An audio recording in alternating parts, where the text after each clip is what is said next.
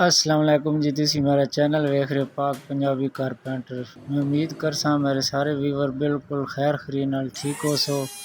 अल्हम्दुलिल्लाह मैं भी ठीक हाँ। आज दी वीडियो तुहाडे वास्ते बड़ी खूबसूरत लैके आया। लकड़ी च गड्डी बनन लगी है जी, ते इंशाअल्लाह तुसी इनू लाइक ते सबसक्राइब लाजमी करा, फुल इनू सपोर्ट करा, ते इंशाअल्लाह अच्छी तो अच्छी वीडियो लैके हाजिर होया करसां।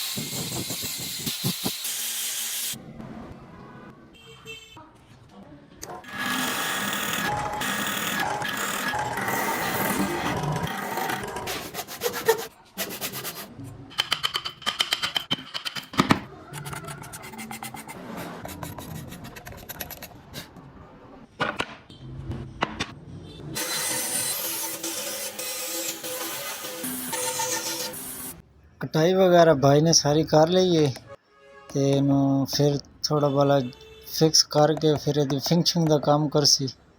बड़ी अच्छी खूबसूरत गड्डी बनती पई जी। तुसी मैं लाइक सब्सक्राइब लाजमी किया करो। इस वीडियो फुल सपोर्ट करा, अपने दोस्तों ने शेयर करा, ते इस वीडियो के उत्ते मेरे व्यूवरां दा पता चलसी कि मेरे व्यूवर कितनी प्यार मोहब्बत में ना करदे।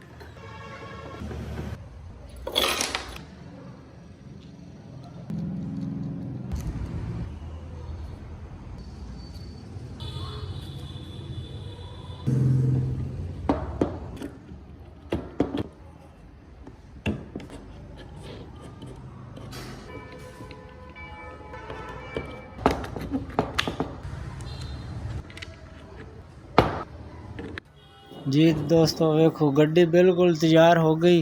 बस इनकी छत वगैरह फिटिंग वगैरह करते पैन, टायर वगैरह लकड़ी दे दरवाजे लकड़ी दे। जिस तरह गड्डी होंदी उसी तरह ये गड्डी लकड़ी दे विच तैयार हो गई। टायर वगैरह भी लग गए। फ्रंट ते दा बोनस जिहड़ा कहंदे ने वो लग रहा। शीशा हो गया।